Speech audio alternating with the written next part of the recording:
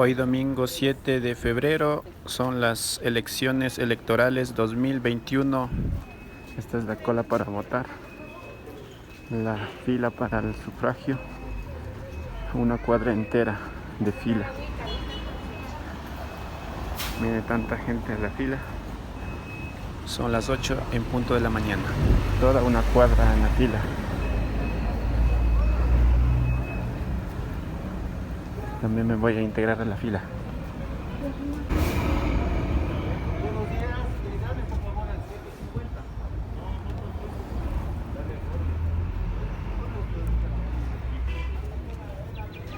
Porque ya sabemos dónde votar.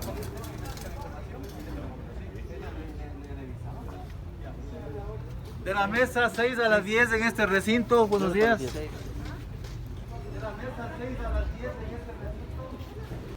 Ya son las 9 de la mañana y estoy esperando como una hora y la fila avanza muy lento. Miren la cantidad de personas que están esperando para el sufragio. Todavía me falta una cuadra y media para llegar a la mesa. Y esperemos cómo nos va. El sol es intenso y más gente sigue llegando.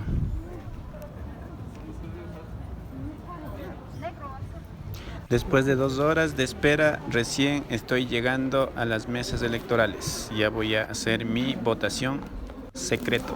Imagínense la cantidad de partidos y caras aquí y papeletas que luego solo generarán basura en todo el país.